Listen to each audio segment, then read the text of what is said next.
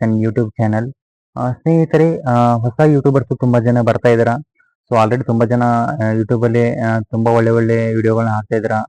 So ನಿಮಗೆ ಹಾಕ್ತಕ್ಕಂಥ ವಿಡಿಯೋಗೆ ಅಥವಾ ಹಾಕ್ತಕ್ಕಂಥ ಎಫರ್ಟ್ಗೆ ಸರಿಯಾಗಿ ರೀಚ್ ಸಿಗ್ತಿಲ್ಲ.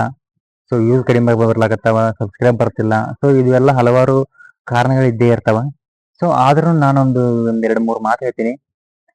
ನೀವು ಯೂಟ್ಯೂಬ್ ಚಾನಲ್ನಲ್ಲಿ ಏನಾದರೂ ಗ್ರೋತ್ ಆಗಬೇಕು ಅಥವಾ ನಿಮ್ಮ ಲೈಫನ್ನು ಸೆಟಲ್ಮೆಂಟ್ ಮಾಡ್ಕೋಬೇಕು, ತುಂಬ ಒಳ್ಳೆ ರೀತಿಯಿಂದ ಬೆಳಿಬೇಕಂತ ಅನ್ನೋದಾದ್ರೆ ಜೀವನದಾಗ ಯಾವತ್ತು ಸಡನ್ಲಿ ಸಕ್ಸಸ್ ಸಿಗೋಕ್ಕೆ ಚಾನ್ಸ್ ಇಲ್ಲ. ಸ್ವಲ್ಪ ಅದಕ್ಕೆ ಕಾಲಾವಕಾಶ ಬೇಕೇ ಬೇಕು.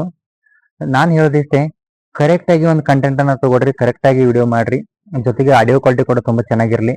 ಸೊ ಅಪ್ಲೋಡ್ ಮಾಡೋ ವಿಧಾನ ಹೆಂಗಪ್ಪ ಅಂತಂದ್ರೆ, ಕರೆಕ್ಟಾಗಿ ಕಂಟೆಂಟನ್ನು ತೊಗೊಂಡು ಒಂದು ಒಳ್ಳೆ ವಿಡಿಯೋನ ಮಾಡಿ ಅದಕ್ಕೆ ಆಡಿಯೋ ಕ್ವಾಲಿಟಿನ ಕರೆಕ್ಟಾಗಿ ಇಟ್ಕೊಂಡು, ಜೊತೆಗೆ ಏನು ಮಾಡಬೇಕು ಅಂತಂದ್ರೆ ಕರೆಕ್ಟಾಗಿ ತಮ್ನೆಲ್ನ ಹಾಕಬೇಕು. ಯಾಕಂದ್ರೆ ತಮ್ನೆಲ್ ಚೆನ್ನಾಗಿದ್ರೆ ಮಾತ್ರ ವಿಡಿಯೋನ ಕ್ಲಿಕ್ ಮಾಡ್ತಾರೆ.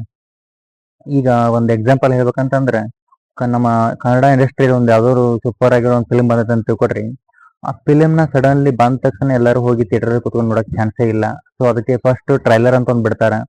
ಆ ಟ್ರೈಲರ್ ಬಿಟ್ಟಾಗ ಆ ಟ್ರೈಲರ್ ಎಷ್ಟು ಮಸ್ತಾಗಿರುತ್ತೆ, ಎಷ್ಟು ಟ್ರೈಲರ್ ಕ್ಯೂರಿಯಾಸಿಟಿ ಇರುತ್ತಲ್ಲ, ಅದರಿಂದ ಜರ್ನಿ ಸ್ಟಾರ್ಟ್ ಆಗುತ್ತೆ. ಅದೇ ರೀತಿ ಕೂಡ ಯೂಟ್ಯೂಬಲ್ಲಿ ಥಂಬ್ನೇಲ್ನ ತುಂಬ ಚೆನ್ನಾಗಿ ಹಾಕಿ, ಸೊ ಒಳ್ಳೆಯ ರೀತಿಯಿಂದ ಟೈಟಲು ಕೂಡ ಚೆನ್ನಾಗಿ ಹಾಕಿ ಎಲ್ಲರೂ ಕೂಡ ಸಕ್ಸಸ್ಫುಲ್ ಆಗ್ತೀರಾ ಅಂತ ಹೇಳ್ತಾ ಇಷ್ಟೇ ಶಾರ್ಟ್ ವಿಡಿಯೋ ಮಾಡ್ತಿದ್ದೀನಿ ಇವತ್ತು. ಮತ್ತೆ ಮುಂದಿನ ವಿಡಿಯೋದಲ್ಲಿ ನಾನು ಸಿಗ್ತೀನಿ.